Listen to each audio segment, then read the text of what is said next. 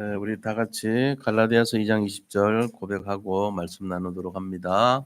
내가 그리스도와 함께 십자가에 못 박혔나니 그런즉 이제는 내가 사는 것이 아니요 오직 내 안에 그리스도께서 사시는 것이라.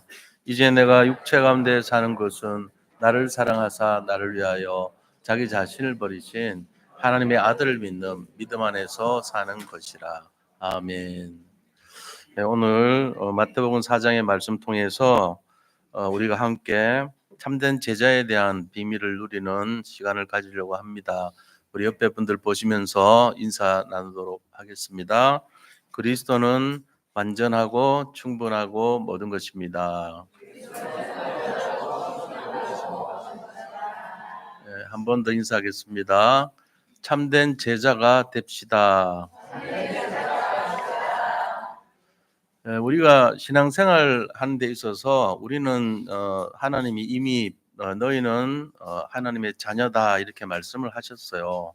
그리고 우리는 빛이다 얘기도 하셨고, 그러니까 오늘 말씀도 마찬가지예요. 베드로와 야고보와 안드레와 요한을 불렀을 때 너희가 세상에 사람 나는 어부가 되리라 이렇게 말씀하셨어요. 되게 하리라 그러셨어요. 그러니까 되게 하리라는 주체가 누구냐 하면은 하나님께서 하신다는 거예요. 그러니까 만약에 되게 하라 이렇게 했으면 우리가 주인공이 돼서 열심과 노력으로 해야 되지만 너희는 힘 쓰지 말고 내가 하겠다 이렇게 말씀하신 거거든요. 그러니까 이게 리자가 보이냐 안 보이는 거에 따라서 완전 세상이 달라져요. 만약에 하리라 되리라 이걸 우리가 못 보면 리를 못 보면 내가 해야 돼요. 얼마나 힘듭니까? 우리는 또 할 수도 없어요. 능력이 그렇게 안 됩니다. 우리는 무능하기 때문에 할 수가 없습니다. 하나님이 하신다니까 일단 안심이 되는 거예요. 되게 하리라. 얼마나 안심되는 말입니까? 그래서 이런 내용을 갖고 살아야 됩니다. 그래서 이렇게 살고 싶은데 실제를 들여다보면 우리 성경에 나오는 사람들이 그게 잘 안 되는 사람도 많아요. 왜냐하면은 다 제자잖아요. 우리가 제자란 말이에요, 이미. 제자인데 제자 아닌 내용들이 아직도 남아 있어요, 우리 속에. 그것이 섞여 있어요, 우리 상태가. 우리가 제자가 맞는데 제자 아닌 모습이 섞여 있단 말이에요. 오버랩돼 있어요, 세 가지가. 그래 가지고 많은 사람들이 예수님이 병을 잘 고치고 기적을 나타내시고 이런 걸 보고 할 때는 막 따라다녔어요. 수많은 사람들이 입소문 듣고. 그런데 십자가에 못 박히신 예수님을 보고는 다 도망가 버렸어요. 마지막에 남은 제자 요한이 앞에 있는 거는 이제 어머니 마리아를 맡기려고 밤모섬에서 제일 오랫동안 사는 거 아신 예수님께서 거기서 인계식을 하죠. 어머니 아들이 옆에 있습니다. 그러니까 아들입니다. 얘기하고 아들 보고는 어머니니 네 어머니니라 이렇게 말을 하잖아요. 그러니까 이제는 마리아가 내 어머니가 아니고 너의 어머니니까 잘 보필해라 이렇게 인계해 줬고 또 요한한테 그렇게 말한 것처럼 어머니한테도 여기 아들이 있으니까 나 대신 아들로 삼아서 어머니가 의지하고 사세요 이렇게 하면서 마지막에 이제 요한과 같이 그렇게 하셨죠. 그때 유일하게 그래도 12 제자 중에 요한이 거기 있었지 나머지 제자들은 다 도망갔어요. 그러면 그 사도 12명 중에 그 사람들은 상당히 이 영적인 수준이 높은 사람들인데 사도라고 하면은. 근데 그런 사람들조차도 참된 자녀가 제자가 아니잖아요 그러면은. 그렇습니다. 완벽하게 뭐 제자라고 할 자격을 갖췄다고 볼 수 있냐 이거죠. 저부터 포함해서 모든 성도님들도 정말 제자라는 기준을 갖추려고 하면은 부족한 것 투성이죠. 자 그러면은 우리가 이 상황 속에서 수많은 무리가 따르더라 이랬잖아요. 그 무리는 뭐고 제자는 뭐고 중간은 어떤 것이고 이게 좀 변별력을 가져야 될 거 아닙니까? 물론 다 구원은 받았어요. 여기서 말하는 무리도 구원받았고 뭐 제자 비슷한 사람도 구원받았고 참된 제자도 구원은 다 받았어요. 근데 뭐가 다릅니까? 일단 동기가 다르죠. 사명이 다른 거예요. 그 차이란 말이에요. 그래서 비슷해 보이지만 우리가 변별력을 갖춰야 될 이유가 참된 제자로 살아야 되거든요, 우리는. 왜냐? 참된 제자라고 했으니까. 우리의 정체성을 찾아야 될 거 아닙니까? 우리가 제자면서도 무리처럼 살아가도 안 되고 또 참된 제자이면서도 비슷한 제자가 돼도 안 돼요. 그러면 왜 그렇게 하면 안 되냐? 예를 들어 보세요. 제가 옛날에 그 인제 롯데 연구소 근무를 할 때 보니까 그렇더라고요. 이제 비슷하게 만드는 제품이 있어요, 다른 데하고. 그런데 뭐 인제 크레카 인제 개발을 하는데 굉장히 뭐가 좀 굉장히 다른 것처럼 막 그래요. 그럼 뭐 이렇게 사람들은 뭐 과자가 뭐 그래 봤자 뭐 다른 게 뭐가 있겠어요. 나중에 보니까 매출액이 달라요. 비슷한 제품은 1 년에 10억 팔아요. 뭐 과자 팔아 봐야 얼마 팔겠어요. 근데 이거는 히트를 쳐 버리니까 300억 팔더라고요. 그 차이가 나는 거예요, 뭔가가. 근데 뭔가 봤더니 그거를 인제 사람들이 먹어 보면 금방 느껴요. 뭘 느끼냐. 우리 혀는요. 한 이 등급이 100 등급 넘어요. '아 이게 맛있다. 맛없다. 좀 짜다. 싱겁다. 그다음에 달다. 그다음에 뭐 아주 뭐 짭조름하다부터 해 가지고 온갖 변별력이 다 있다고 혀가. 그러니까 그 기계 같은 혀 이 기계보다도 나아요 우리가. 굉장히 센시티브합니다. 이 그래프를 그리는데요. 혀가 구분할 수 있는 정도의 그래프가 나오면 기계예요 그거는. 우리가 지신이 HPLC니 이런 걸 이제 기계를 쓰거든요. 그 기계가 구분하는 어떤 그런 거는요. 굉장히 고도로 첨예하게 구분하는 방식인데 그거를 혀가 더 이상 구분해요, 그거보다도. 그러니까 굉장히 예민하게 구분하는 거예요. 이 사람의 입맛을 감동시킬 정도가 되려면 눈에 보이는 걸로 비슷한 것 갖고는 안 돼요. 속에 숨어 있는 깊은 걸 가지고 따져 줘야 돼요. 그러니까 우리는 눈에 보이지도 않고 그게 어떻게 되는지도 몰라요. 녹아 들어가서 내 마음을 움직이는 어떤 능력을 나타내는 그 정도까지 가야 차이가 나요. 그걸 어떻게 맞추냐고요.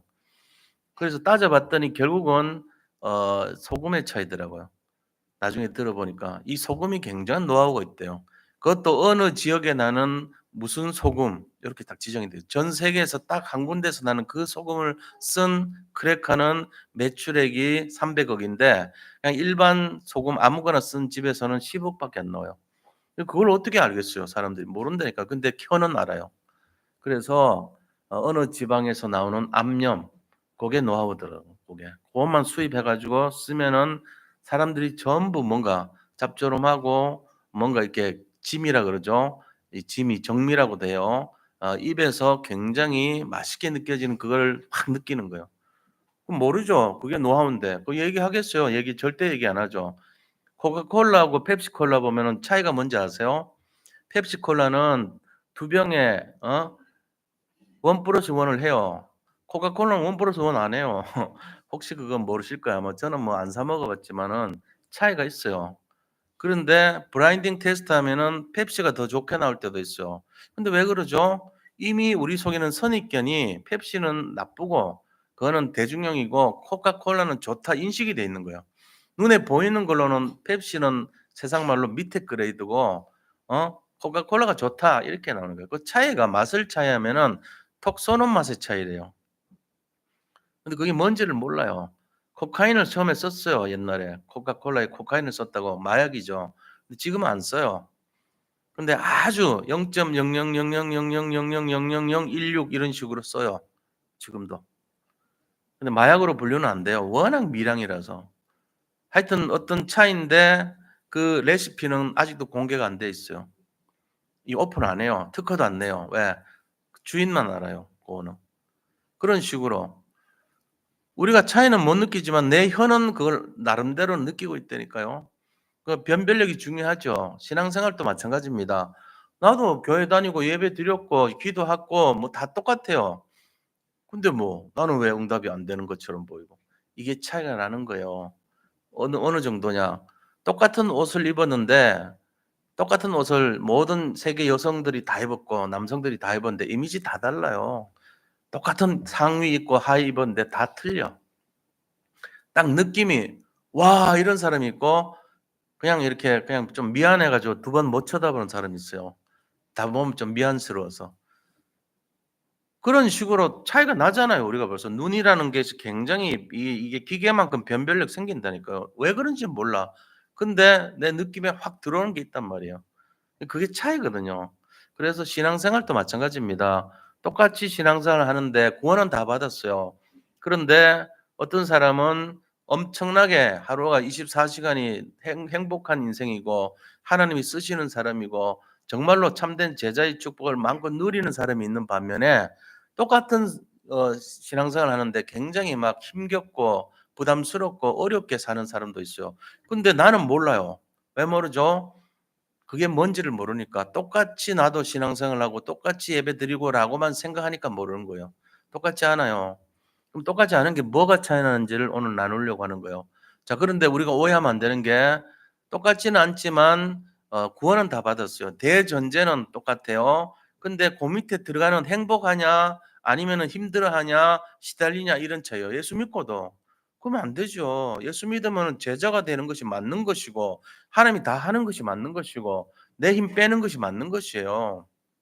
되리라 했지 되라 안 했으니까. 우리가 그런 부분에 대해서 자유함을 누려야 되는데 늘 부담스러워. 예배 드려가면 "아우 힘들어 죽겠어. 아우 어떡해. 너무너무 피곤해 죽겠어." 이런 식으로까지 해 가지고 예배를 그렇게 대입하면 안 되죠. 그럼 어떻게 돼요? 내가 예배 드리러 가니까 너무 행복해. 정말로 예배드린 것이 너무 꿀맛이야.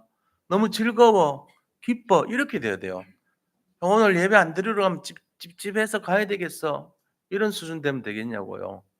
그건 아니에요. 그래서 의무감으로 또 할 수 없이 마지못해 가지고 뭔가 이렇게 가야 되니까 아니면 의미는 모르겠지만 참여하는 게 맞는 것 같아서 이런 수준 되면 안 된다는 거예요. 그럼 어떻게 되는데요? 진짜로 정말로 이 예배자가 누리는 축복을 알고 지속해서 드릴 수 있고 뭔가를 내가 누릴 수 있고 이런 게 돼야 되는 거예요. 그래서 가장 정말 승리하는 참된 제자의 삶을 살아야 될 거 아닙니까? 그래서 오늘 세 가지를 나누는데 이 세 가지는 다 우리의 모습이에요. 저의 모습이에요. 제가 뭐 특별하다는 건 아니에요. 저도 무리고 저도 비슷한 제자고 저도 참된 제자로 왔다 갔다 해요. 어떨 때는 참된 제자 됐다가 또 막 부담스러우면은 비슷한 제자가 됐다가 또 어떨 때는 막 전혀 불신앙하면서 무리가 됐다가 이래요. 근데 그게 섞여 있어요 항상. 무리 같은 삶이 제 속에 한 30% 되기도 하고 어떨 때는 10%로 낮아지기도 하고 그다음에 또 비슷한 제자의 상태가 20%가 되기도 하고 50%가 되기도 하고 또 어떨 때는 참 제자의 모습이 70% 되기도 하고 20% 되기도 하고 왔다 갔다 한다니까요. 그러면 어떻게 되겠어요? 그러면은 지속이 안 되죠. 그러면 어떻게 됩니까? 우리 자신들에 대해서 헷갈려요. 내가 나를 못 믿게 돼요. 뭘 맡길 수가 없어 하나님이. 그런 상태가 되잖아요. 그러니까 우리가 이 상태를 좀 묵상을 해 보세요. 제가 이렇게 구분을 했지만 우리를 누구를 판단하고 정죄하려고 한 게 아니고 그래도 하나의 어떤 기준은 바로메터 기준을 알아야 될 거 아닙니까? 그래서 집에 가서 '내가 무리가 되면 안 되겠다. 내가 비슷한 제자가 되면 안 되지 않냐. 참된 제자가 포션이 많아지게 해야 되겠다. 참된 제자의 삶으로 가야 되겠다.' 그래서 지속도 되고 내가 말씀 운동, 생명 운동도 하고 시대도 살리고 교회도 살리고 현장도 살리고 가정도 살리고 자녀도 살리고 내 미래도 살리고 이런 응답의 주역이 돼야 돼요. 솔직한 얘기로 누가 우리를 장담할 수 있겠습니까? 나 자신도 못합니다. 왜요? 항상 섞여 있어요. 불신앙과 신앙과 또 우유부단함과 또 어떤 상황과 이유와 핑계와 이런 게 섞여 있다고 우리가. 근데 우리가 뭐 내가 나를 본받으시오. 사도 바울이나 그러지.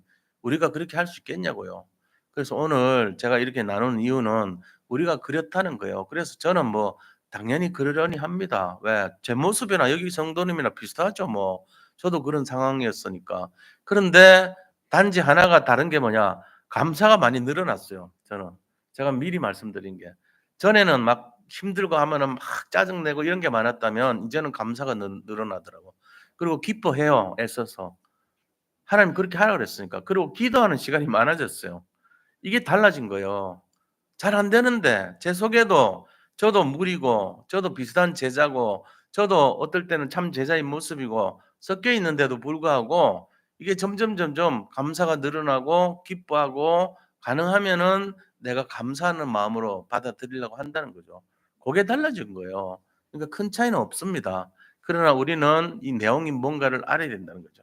자, 그래서 첫 번째, 무리는 어떤 사람들을 말하냐? 무리. 무리라고 하는 걸 오늘 보니까 많은 사람들이 병이 고쳐진 것을 보고 수많은 무리가 따르니라 이렇게 돼 있잖아요. 그죠? 25 절에. 그런 것처럼 무리는 뭐냐면은 뭔가를 보고 따라왔던 사람들이에요. 증거를 보고 기적을 보고 병 고친 역사를 보고 따라왔다는 거예요. 다시 말하면은 무리의 중심은 육신에 있단 말이에요. 증거에 있단 말이에요. 이게 무리예요. 그러니까 예수 믿는 사람들 중에도 자기의 어떤 동기나 목적을 중심으로 자기가 원하는 것을 이루고자 하는 중심으로 따라다니는 사람들이 처음에는 많다는 거예요. 안 그런 사람 하나도 없습니다. 그걸 뭐 나쁘게 생각할 수는 없어요. 당연히 그렇게 하니까. 그런데 이런 영적 상태로 굳어지면 문제예요. 그게 당연한 건 아닌데 당연한 것처럼 착각하면 문제가 되는 거예요. 여기 오래 머무르면 안 돼요. 무리의 상태로 오래 머무르면은 계속 행복하지 않습니다. 늘 의무방어전입니다. 그냥 마지못해 하는 수준밖에는 안 돼요. 그렇게 하면 안 된다는 거예요. 그래서 그런 상태가 뭐냐?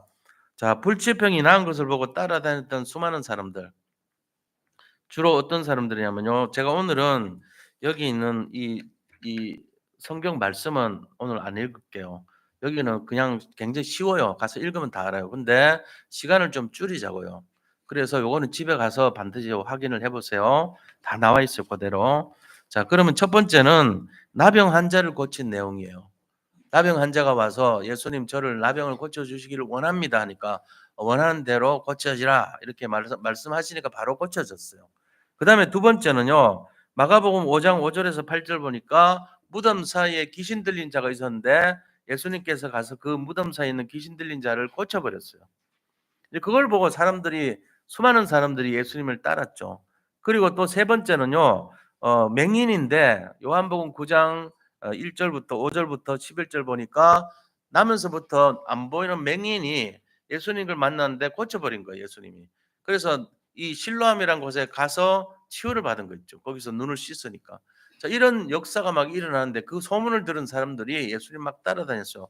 근데 이들은 속에는 제자일 수도 있고 또 비슷한 제자일 수도 있고 무리일 수도 있어요. 하여튼 많은 사람들이 따라다녔다는 겁니다.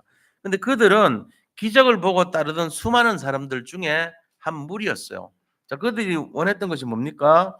기적이에요. 죽은 자가 살아나고 나사로 같이 또 오병이의 기적과 같이 정말 딱 빵 5개 하고 물고기 2마리 가지고 했는데 거기 있는 사람들 2만 명 정도 돼요. 원래는 5천 명이라고 되는데 남자만 5천 명이었더라. 부인까지 합치면 1만 명이었고 애들 2명이라고 잡으면 2만 명이에요. 요세푸스는 한 2만 명 정도 될 것으로 기록을 해 놨어요. 역사학자 요세푸스는. 그러니까 한 2만 명 정도가 먹고도 12광주리에 음식이 남았더라. 이렇게 할 정도로 기적이 나타났다는 거거든요. 이거 보고 인제 따라간 거예요, 이거를. 그래서 우리가 쪼끔 위험한 게 뭐냐면은 인제 예수님 믿으면은 병 고치고 예수님 믿으면은 기적이 나타나고 예수님 믿으면은 문제가 해결되고 이거를 너무 강조하면 무리를 만들 수 있어요, 잘못하면은. 초대교회 무리가 그 사람들이 뭔가를 기적을 바라보고 자기들의 동기와 목적을 바라보고 따라다녔던 사람들이거든요. 그러면은 굉장히 어떻게 보면 연약한 제자가 될 사람인데 연약함에 머무르도록 만드는 거란 말이에요.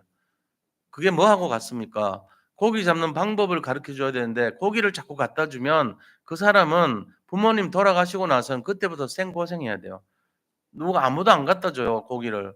우리 엄마 아빠는 나한테 고기를 줬는데 "왜 안 갖다 줘?" 아무리 외쳐도 굶어 죽을 정도로 외쳐도 아무도 안 갖다 줘요. 그래서 고기 잡는 법을 가르쳐 줘야 돼요. 우리가 죽더라도 "네가 고기를 이렇게 잡아라." 가르쳐 줘야 돼요. 그게 고생이 되더라도 그걸 가르쳐 줘야 되는 게 바른 부모예요. 기적을 자꾸 보여주면 기적 바라보고 따라다니는 사람들은 무리가 돼 버려. 제자가 안 돼. 제자는 다른 사람을 살릴 수 있는 사람이 제자잖아요. 근데 무리는요. 그냥 자기 문제 해결하는 데 급급해 가지고 다른 사람은커녕 자기도 못 살리는 사람을 말하는 거잖아요. 그러니까 이게 차이가 나는 거예요. 이 차이에 변별력이 있어야 돼요. 아, 내가 지금 이것이 좋고 내가 원하는 대로 살고 응답이 오는 것처럼 되는 것이 좋은 게 아니에요, 절대로. 뭐가 좋은 겁니까? 내가 능력을 갖추고 하나님이 주신 응답을 누리고 현장을 살릴 수 있는 사람이 돼야지 그게 맞는 거거든요. 그러니까 내가 좋다는 것이 냉정하게 들여다봐야 됩니다. 과연 내가 좋다는 것이 맞냐 이게. 잠시는 좋아 보이는 걸 수는 있어요. 근데 그게 굳어지면은 무리가 돼 버려요. 자, 무리는 어떤 사람을 말한 겁니까? 불치병, 귀신 들린 병, 문둥병 이런 것 때문에 예수님 따라다녔어요. 좋다 이거예요. 그래서 온 거는 좋아요. 좋아요. 그런데 여전히 죄와 사망이 그 사람에게 왕노릇하고 있어요. 해결은 했는데 구원받았는데 그 사람의 속성 속에 여전히 죄의 어떤 찌꺼기 그다음에 사망의 찌꺼기가 영향을 끼치고 있는 그런 역사가 일어난단 말이에요, 심령 속에. 그러니까 그게 됩니까? 자기가 안 되죠. 틀린 거란 말이에요. 그러면서 그 사람은 어려움이 올 때 불신앙으로 바로 사로잡혀 버립니다. 정말로 구원받은 사람은 어려움이 올 때 기도하면서 흑암을 꺾을 능력을 갖춰야 되잖아요. 제자가 그렇죠. 그래야지 다른 사람 살릴 건데 그런 거 못 해요. 내 문제 갇혀 버려요 그냥. 늘 보이는 게 나밖에 안 보여. 나 중심이에요 그게 바로. 나 중심 되니까 걱정 중심, 염려 중심, 그다음에 어려움 중심으로 푹 파여서 사는 거 있죠. 24시간 고민해. 눈 뜨면서부터 고민해서 잘 때까지 염려하는 거예요. 그러니까 평안이 없죠. 무리는 그렇게 될 수밖에 없어요. 그러니까 일반 대부분의 성도들의 삶, 무리가 돼 버립니다. 유럽의 사람들이 그런 사람이 많았어요. 제자라기보다는 무리가 많았어요. 그러니까 교회가 서서히 무너지기 시작하는 거예요. 왜 그런지 몰라. 변별력을 몰라. 그게 암염에서 나오는데 특별한 지방에서 나는 암염 차이로 그만큼 매출액이 높아졌는데 그 차이를 몰라요. 말 안 해주면은. 입 꽉 다물면 모르는 거예요. 똑같은 옷을 입었는데 왜 저 사람의 몸매 하니까는 저 사람이 돋보이는데 내 몸매 입으면은 똑같은 옷인데 왜 다르냐? 차이를 못 느낄 수 있어요. 왜 그런지 아세요? 우리가요, 똑같다고 생각하는데 똑같지 않습니다. 어떻게 똑같습니까? 천차만별입니다. 옷이 달라서 그런 게 아니에요. 몸매가 다른 거고 사람들의 어떤 뭔지 모르는 매력 포인트가 다 다른 거예요. 사람이 다 달라요. 그러면 거기에 집중해야 되냐? 그게 아니고 차이가 난다는 거예요. 그만큼 똑같은 게 아니라는 거예요. 우리 자신들이 이걸 안다면은 '아 내가 참된 제자의 삶을 살아야 되겠구나.' 잘 분별해야 돼요. 그래서 무리가 되면 안 된다고요. 무리는 뭐라고요? 무리는 눈에 보이는 거에 반응하는 삶이에요. 귀에 들리는 소리에 반응하는 삶이에요. 그 속에 있는 행간의 의미를 전혀 생각하지 않아요. 그러니까 어떻게 되죠? 껍데기 잡죠. 깊은 고민과 염려 속에 파묻히고 낙심 속에 살고 있고 불신앙하고 교만해지고 또 잘 때면 교만하고 그리고 결과적으로는 인본주의에 길들여져 있겠죠. 그런 상태란 말이에요. 아직도 하나님의 온전한 지도를 받고 말씀의 인도를 받는 삶이 나한테는 어색한 거예요. 그게 무리인 겁니다. 그냥 기적을 바라보고 치유된 걸 바라보고 결과를 바라보고 이런 중심이란 말이에요. 그러니까 뭐가 됩니까? 정말로 본질을 못 잡고 껍데기를 잡아요. 같은 믿음 생활에서 종교로 빠지는 거예요. 이 신앙생활이 종교가 되면 안 돼요. 종교는 하나의 행위나 어떤 의식이나 반복적인 습관이나 이런 게 종교라 그래요. 왜 종교라 그러죠? 이 앞에 있는 꽃이요. 이거는 생합니다. 이거는 종교가 아니에요. 이거는 생명이에요. 근데 이거를 똑같이 만드는 거를 조화라고 하죠. 조화의 특징이 뭐죠? 생명이 없는 거예요. 모양은 그럴 때 보이지만 생명이 없어요. 생명이 없으니까 생명의 역사가 안 일어나요. 벌과 나비가 찾아오지 않습니다. 비슷하게 꾸밀 수는 있어. 사람은 속여요. 사람의 눈이 좀 바보 같으니까 속일 수 있는데 정말로 예민한 벌이나 나비의 감각은 못 속여요. 벌이나 나비의 감각을 속일 정도가 되면은 진짜 뭐가 있는 거예요, 거기에. 생명의 역사가 있으니까 가능한 거죠. 뭔지 모르는 벌과 나비를 속일 수 있는 뭔지 모르는 향기, 페로몬 비슷한 어떤 느낌 그런 것이 영향을 끼칠 정도가 돼야지 이 짐승들 벌의 마음 뇌를 움직여 가지고 날아오게 돼 있어요. 멀리서도 찾아오게 돼 있어요. 근데 인간은 속일 수 있어도 벌과 나비 정도를 못 속여요. 왜? 생명의 역사가 아니면 못 속여요, 그들은. 생명이 아니기 때문에 그러죠. 플라스틱을 가지고 못 속이는 거죠. 인간은 되게 좀 어떻게 보면 어리숙합니다. 그러니까 색깔만 비슷하게 맞추고 모양만 뭐 그럴듯하면 똑같은 줄 알아요. 아니에요. 절대로 불가능한데 우리는 똑같다 그랬습니다. 왜 모양도 똑같고 생긴 것도 똑같고 색깔도 같은데 얘는 왜 이렇게 맨날 늙지를 않냐, 시들지 않나, 이상하다 이럴 수 있잖아요. 외국 한 500년 전 사람이 이거 보면요. '왜 이 꽃은 이상하다. 100 년이 지나도 똑같냐.' 이럴 거 아닙니까? 조화에 대해서 탐복하는 게 아니고 이상한 거예요 뭔가. 시간이 되면 시드는 게 맞는 거예요. 정상이에요 그게. 그러니까 무리는 속이는 거예요. 자기도 속고 남도 속이는 거죠. 왜? 껍데기에다가 만족하고 사니까. 본질을 잡으면 이상해 어색해. 이래 되면 안 된다는 거예요 우리가. 생명의 역사가 안 일어난다. 이거는 뭔가가 달라진 거죠. 정상적인 게 아니란 말이에요 오히려. 그게 좋은 게 아닙니다. 그래서 이 우리가 이런 내용들을 잘 봐야 돼요. 변별력을 갖춰야 돼요. '아 내가 무리가 아니고 정말로 제자가 돼야 되겠구나. 내 속에 생명의 역사가 움트지 않는 근본이 많구나 내가. 눈에 보이는 것 중심이었구나.' 이래 되면 안 된다는 거예요. 제가 얼마든지 우리 성도님들한테 좋은 소리 할 수 있어요. "축복받으세요.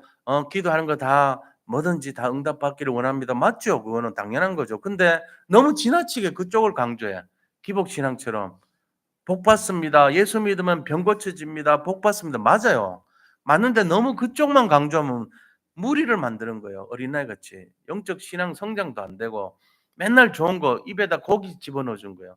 "오늘 맛있는 고기 드세요." 이런 식으로 하는 거예요. 그러면 그 자녀가 진정하게 골고루 편식하냐 하지 않고 자기 스스로가 갖추고 또 능력도 겸비해 가지고 고기 잡는 능력도 생기고 돈 벌 수 있는 힘도 생기고 지혜도 생기고 이래서 골고루 해 가지고 영적인 성장을 이룰 수 있는 서민 인생이 돼야 되는데 맨날 갖다 주는 거 이외에는 모르는 그런 무리에 비슷한 그걸로 되면 안 되잖아요. 그러니까는 그런 목회자가 되면 그거는 사기꾼이에요, 솔직하니. 그렇게 하면 안 돼요. 아무리 그게 맞더라도 그쪽을 너무 지나치게 강조하면 틀린 거라는 거죠. 그래서 우리가 제대로 된 걸 이해하라 이 말씀이에요. 우리 속에 다 있어요, 이 속성이. 솔직히 이거 예수 믿어서 축복받는 거 없다 그러면은 누가 오겠어요. 다 예수님 기적을 보고 오지요. 근데 그게 머물러서 그것만 집중하는 사람이 되면 안 된다는 거예요. 영적인 성장해서 본질이 뭐냐? 본질은 뭐죠? 영혼 구원, 세계 복음화, 정말로 구원받고 천국 소망 가지고 많은 사람들을 주께로 인도하고 이런 쪽에 관심을 가져야 되는데 그냥 나 문제 해결하고 잘 떼고 잘 먹고 잘 사고 여기만 하면은 영적으로 무리 같은 수준에 머무른다는 거죠. 영적 어린아이 같이 되는 거예요. 내 소원이 모든 것의 기준이고 응답받으면은 막 그거 간증하고 이래 돼 버리면 안 된다는 거예요. 물론 응답이 있고 간증이 있지만 우리가 진짜로 뭐냐 생명 역사를 진짜 기뻐해야 되고 하나님이 하시는 것을 찬양해야 되고 이게 맞는 거죠. 그래서 그쪽에 대한 것을 가져야 됩니다. 그래서 우리가 육신 중심, 세상 중심, 바벨 땅 중심 인생으로 머물러 버리면 영적 성장이 없습니다. 그리고 늘 관심이 내가 전세 자금 늘 기도했는데 그거 해결됐다 뭐 이런 수준의 관심밖에 없어요. 그게 아니잖아요. 우리가 그것 문제 해결하라고 이 땅에서 예수 믿습니까? 그건 아니거든요. 그게 해결 안 돼도 예수님 자체로 우리가 응답받은 걸로 알고 있어야 돼요. 그래서 제가 늘 그 얘기 드린 게 그거예요. 저는 옛날에 이쪽에 예수님이 계시고 이쪽에는 너의 성공, 나의 어떤 승리, 많은 어떤 물질과 어떤 축복 이런 걸 이제 있다면은 저는 이쪽을 자꾸 바라보더라고요. 내가 옛날에 내가 제가 무리였거든요. 근데 어느 날 깨달았어요. 너 진짜 예수 믿냐? 예수님만이 답이라고 했다면 예수님만이 답이냐? 정말 사막에 갔는데 이쪽에는 막 물이 가득하고 시원한 막 냉장고 속에서 갓 나온 음료가 가득하고 여긴 예수님 계셔요. 그럼 "너 뭐 선택할래?" 그러면 저는 옛날에 막 이 음료를 선택했죠 당연히. 시원한 음료. 근데 차츰차츰 '이게 아니구나. 이걸 하는 게 아니야.'라는 깨달음이 있는 거예요. 예수님만으로 답이 된다는 걸 자꾸 생각하게 됐어요. 그래서 제가 이런 말씀 드리는 거예요. 이게 다 우리 속에 있다니까요. 목마르고 너무 막 등산하고 막 지쳤는데 시원한 산에는 샘물 먹고 싶잖아요. 근데 그때 그거를 안 먹을 수 있는 사람이 아무도 없죠. 근데 그것만이 목적이 되면 안 된다는 거예요, 제 말씀은. 근데 지금 대부분 사람들이 그것만이 목적이 돼 가는 것 같으니까 그게 무리라는 거예요. '아 내가 무리구나. 100만 명 중에 1 명도 아무도 기억하지 않는 무리구나.' 근데 그걸 이겨내고 승리한 사람들이 모세 같은 사람, 바울 같은 사람 이런 사람들이잖아요. 그 사람들은 생명을 걸고 그 응답보다도 더 큰 응답, 본질적인 걸 잡았던 사람이에요. 그게 뭔데요? 예수 그리스도. 그리스도라고 하는 본질을 잡은 사람들이니까 모든 사람들이 기억해요. 다윗도 그리스도만 바라봤기 때문에 승리한 거예요. 우리는 수천만 명이 지나고 수억 명이 지나갔지만 그중에 기억하는 사람 한 명도 없어요. 누가 뭐 잘 먹고 잘 살고 뭘 했는지 몰라요, 솔직히. 다 압니까? 모릅니다. 근데 기억하는 사람이 누구죠? 예수님. 기억하잖아요. 왜요? 뭔가 다른 거예요. 그분들은 무리가 아니에요. 서밋이에요. 그러니까 기억하는 거예요, 우리가. 모세 알잖아요. 다윗 알잖아요. 그것처럼 수백만 명, 수천만 명, 수억 명 중에 한 명이 아니라니까. 그 속에 있는 사람이 아니에요. 그건 무리란 말이에요. 무리는 뭐라고요? 여전히 세상적인 거고 종교적인 거고 껍데기 신앙이고 뭔가 이렇게 자기중심적이고 바벨탑 인생이고 그런 인생이란 말이에요. 그래 되면 안 된다는 거예요. 그럼 물론 그걸 위해서 살지만 그것 때문에 집중되면 안 돼요. 그럼 그다음 단계가 뭐죠? 비슷한 제자. 이것도 위험합니다. 비슷한 제자. 그래도 비슷한 제자라도 제자니까 다행이죠. 제자인데 비슷해. 그러니까 뭔가 좀 부족하다는 얘기잖아요. 자, 비슷한 제자는 어떤 사람입니까? 참된 복음의 맛을 알지 못해요. 그리고 모양은 진짜 헷갈리고 쏘가 왜?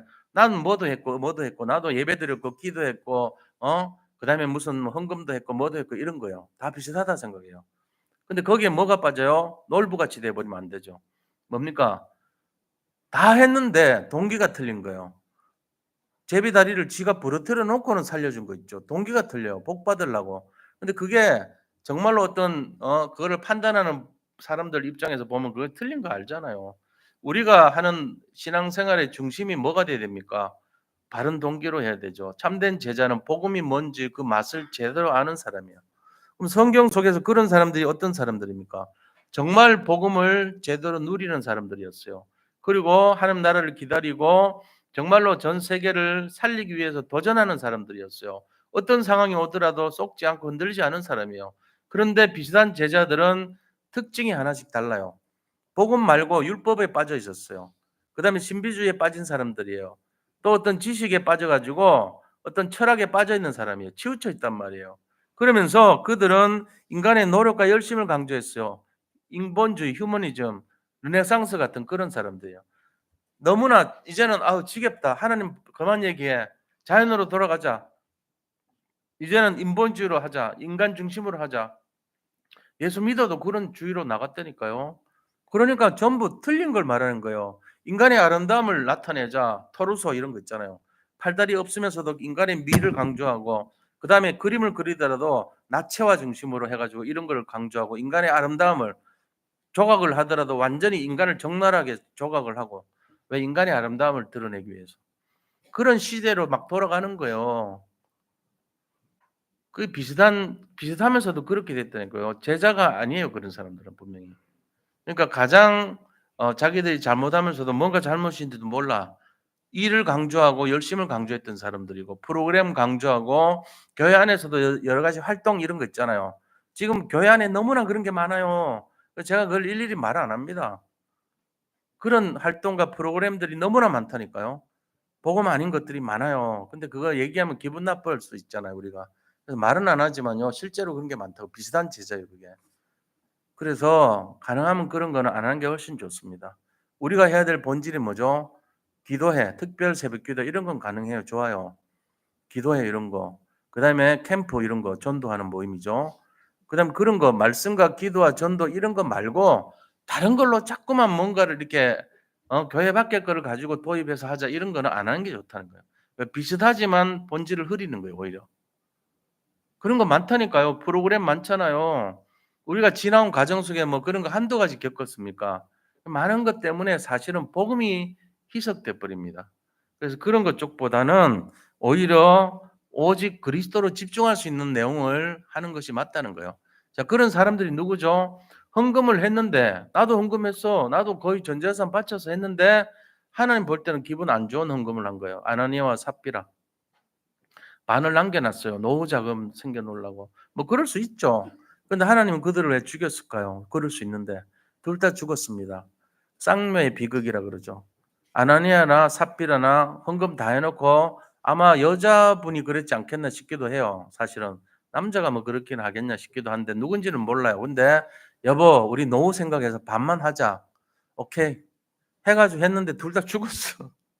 좀 미안하게. 충분히 이해는 되는데 아니 우리 헌금도 안 하는데 우리보다는 훨씬 낫는데 어? 집 팔아 가지고 10억 중에 5억을 했는데 5억 감춰 놨어. 그렇다고 죽이면 됩니까? 다 죽는데 이 시대 그러면은 하나님이 그런 거예요. 그러니까 우리의 중심과 동기가 어떤 것이 되느냐 비슷한 제자 되면 안 돼요.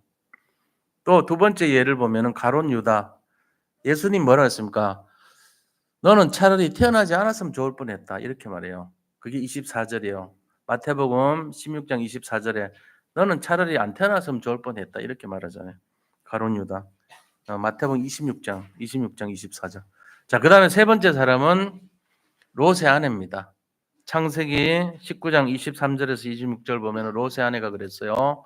롯의 아내는 이 소돔 고모라를 쳐다보다가 소금 기둥이 돼 버립니다. 얼마나 제자입니까? 아브라함의 조카 롯의 아내요. 조카 며느리예요. 근데 엄청난 그 믿음의 조상 옆에 붙어 있으면서도 세상 쳐다보다가 비슷한 제자의 모습인데 소금 기둥이 됐다니까요.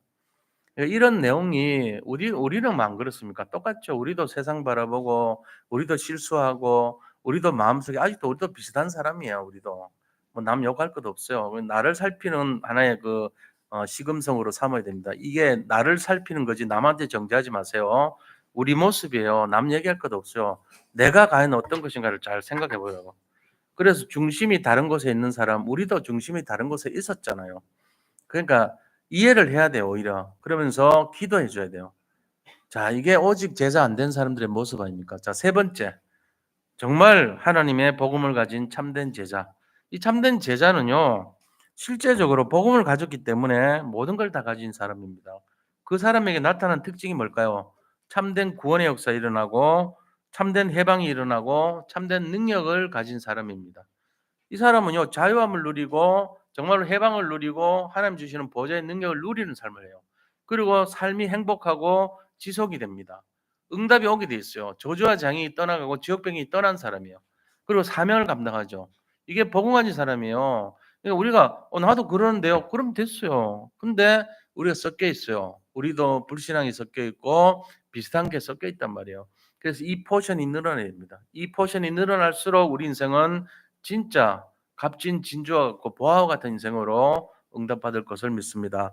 그래서 특징이 뭐냐면요. 복음 안에 다 숨겨놨는데 그 비밀을 알고 있는 사람이에요. 골로새서 2장 2절로 3절 보니까 그 안에는 지혜와 지식과 모든 보화가 감춰져 있느니라. 이거를 진짜로 받아들이고 믿고 따라가는 사람을 말해요. 아울러서 빌립보서 3장 1절에서 21절에 축복을 누리는 삶이에요. 이 사람은. 그래서 무슨 삶을 사냐면은 그리스도가 최고의 지식이다 하는 것을 알고 있는 자입니다. 그래서 일체 자기 배경되는 것을 전부 배설물로 여길 정도로 그리스도가 최고 지식인 것을 인정하는 삶이에요. 이게 쉽지가 않죠, 그죠? 그리스도가 최고 지식이다. 그래서 나의 모든 배경, 응답, 축복, 모든 능력을 배설물로 여긴다. 변기통에 빠뜨릴 것으로 여긴다는 거예요. 소용없다고 생각한다는 거예요. 이럴 수가 있습니까? 아울러서 하나님께 발견되고 쓰임받는 그것이 바로 최고의 축복이다. 이런 고백하는 거예요. 우리 받고 나에게 주신 사명 감당하는 게 최고 축복이에요. 그걸 고백해야 된다니까. 그게 진짜 제자의 모습이에요. 그러면서 하나님께 잡힌 바 된 그것을 잡으려고 내가 달려가는 삶이 그것이 최고의 하나님의 계획이다. 이걸 알고 있어야 돼요. 내 인생의 계획은 돈 많이 벌어서 집 사고, 차 사고, 땅 사고, 자식 잘 키우고, 부귀영화 누리고 이게 나의 계획되면 안 돼요. 그게 아니고요. 하나님께서 나에게 주신 잡힌 바 된 그거 내가 구원받아 가지고 잡혔잖아요. 그거를 잡으려고 다시 말하면 복음 전하려고 쫓아가는 그게 달려가는 그게 최고 계획이란 말이에요. 이걸 고백하는 사람이요. 좀 다릅니다, 생각이. 그리고 아울러서 뭡니까? 하나님께서 위에서 부르신 부름의 상을 쫓아가서 그 상이 최고 상급이라는 것을 알고 있는 자예요. 그리고 우리 자신들의 시민권이 하늘에 있다 그랬어요. 천국 시민권이 우리가 갖고 있는 최고의 배경이다 하는 것을 알고 있어요.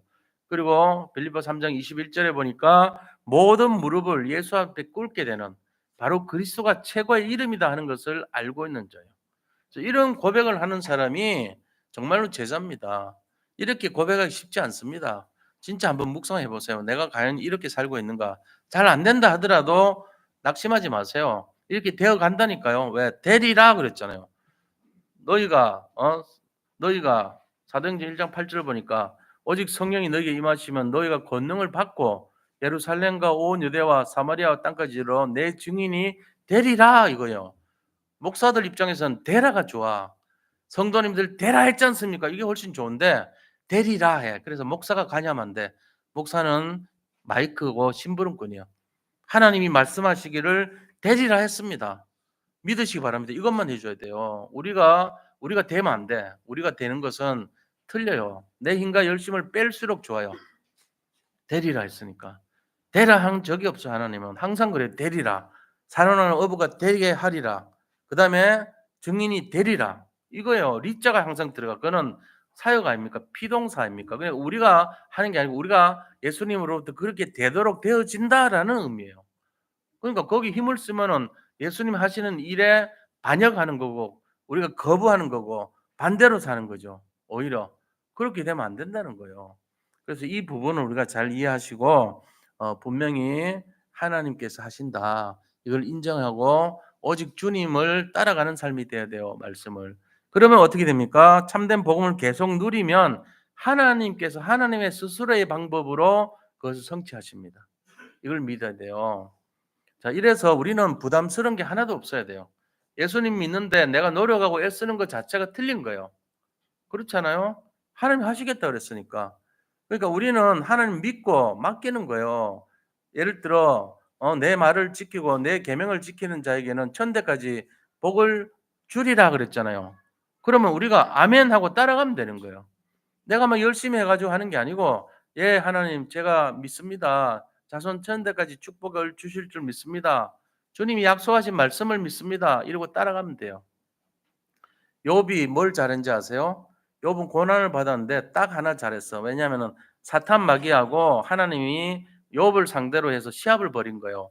욥이란 자가 있는데 믿음이 좋다니까 사탄이 "아 정말로 그런지 한번 시험해도 되겠습니까?" 그러니까 "좋아. 단 한 가지 조건, 옵션이 있어요. 그게 뭐냐? 죽이지는 마라. 죽이지 않고 네 맘대로 해 봐." 했더니 사단이요. 그 재산도 막 앗아가고요. 몸에 병도 주고요. 그러니까 가난과 질병과 무능이란 게 세 가지가 인간이 갖고 있는 한계인데 처음에는 가난을 줘 버려서 뺏어가니까. 그다음에 질병을 준 거예요. 그다음에 세 번째는 무능을 줬어요. 아무도 어떻게 할 수가 없을 정도로. 그렇게 하고는 부인도 뺏어가고 다 도망가게 만들고 친구들도 전부 네가 무슨 잘못했으니까 하고 전부 다 옆에서 불신앙을 심어줬는데 욥이 딱 하나 성공한 게 뭐죠? 입으로 범죄하지 않았어요. 원망하지 않고 불평하지 않고 하나님께 대들지 않았다는 거예요. 이게 욥이 승리한 원인입니다. 그렇다면 우리가 생각해 봐야 돼요. '아 그렇구나. 우리가 무능도 갖고 있고 무리가 될 수도 있고 비슷한 신자가 될 수도 있어요. 그런데 내 자신에 대해서 하나님께서 "너희가 앞으로 사랑하는 어부가 되리라. 되게 하리라." 그다음에 "되리라." 했으면은 그걸 믿으면 돼요. 그냥 하나님께서 하신다고 했으니까. 저는 그 믿음을 갖고 따라가면서 하나 더 더한 게 감사하고 기뻐하고 기도하라는 그 말씀 잡았습니다. 엄청난 비밀입니다 이게. 이것만 되면은 뭐 더 이상 바랄 것이 없어요 사실. 그래서 결론이 뭐냐? 결론은요. 복음 안에 있는 참된 제자가 되리랍니다. 이게 결론입니다. 되라가 아닙니다. 되리라. 그래서 제자의 축복을 누리게 될 것입니다. 모든 성도님들. 그렇기 때문에 우리의 미래와 내세와 후손에게 천대의 축복이 임하게 됩니다. 이것도 되게 돼 있죠. 개인과 가정의 영적 문제가 치유됩니다. 그리고 세 번째는 성삼위 하나님의 능력과 보좌의 능력과 빛의 능력이 임하게 됩니다. 되어지는 거예요. 이게 사실 거저 주는 거예요, 거저. 감사하죠, 그죠? 그래서 여기 계신 성도님들 단 한 분도 이 설교 듣고 낙심하지 마세요. 왜? 저도 옛날에 무리였고 비슷한 제자였고 참된 제자였고 이랬습니다. 왔다 갔다 했습니다. 근데 결론이 뭐냐? 되리라예요. 이런데도 불구하고 하나님이 우리를 축복 속에 이끌어가고 계시고 이 응답을 주시고 계시고 우리를 점점 성화시켜 가시고 있고 정말로 참 제자의 축복을 주신다는 거예요. 이거를 바라보라는 거예요. 안 그러면은 같이 예배드리면서도 내가 나는 왜 이렇게 힘들지? 목사님 말은 무리인가? 나는 안 되는가? 나는 약심해야 되겠네. 또 일주일 동안 계속 낙심해. 밥맛도 없고 이러면 안 돼요. 그거는 설교 안 듣는 게 나아. 그게 아니고 혹시라도 내가 정말 무리 같고 내가 비슷한 제자 같고 참 제자 아닌 것 같더라도 이런 과정 속에서 나는 되어 간다는 거예요. 구원받았잖아요, 이미. 그러니까 성화되어 간다는 거예요. 그래서 낙심하지 말고 속지 말라가 이거예요. 우리는 될 수밖에 없어요. 여기 계신 성도님들 중에 나는 잘 모르는데 하는 분들도 꽤 많을 거예요. 생각하지 마세요, 그런 거. 앞으로 잘 될 거니까 영적으로 서밋 될 거니까 얼마든지 하나님이 축복해 주실 거니까 그걸 바라보고 힘을 누리고 힘을 뺏기지 마시라는 거예요. 그래서 낙심될 때가요. 어떤 면에서는 가장 축복받은 시간표 아닙니까? 왜? 앞으로 많은 응답이 올 시간표예요. 그러면 내가 잘 됐다고 내가 이 정도면 됐지 할 때가 제일 위험해요. 선줄로 생각하나 넘어질까 조심하라 그래서 고린도전서 10장 12절에 내가 됐다고 생각할 때가 제일 위험할 때요. 넘어지기 직전이야. 근데 내가 나는 부족합니다. 나는 일주일 동안 기도도 못했고 말씀도 못 받고 나는 정말 자격이 없는 사람이고 나는 무리고 오늘 말씀 들으니까 진짜 나는 비슷한 제자였습니다. 이 사람이 진짜 알곡이에요. 왜요? 그 사람은 아주 받을 응답이 되리라니까 많을 여지가 많잖아요. 빈 공간이 많으니까 하나님 채워주실 거 아닙니까? 그래서 어떤 분이라도 이 속에 나 자신에 대해서 열등감 갖지 마시고 비교의식 가지 마시고 하나님이 가장 기뻐하시는 값진 진주와 같고 보화와 같은 존재다. 하나님 나를 무지무지하게 사랑하시고 축복하시려고 한다.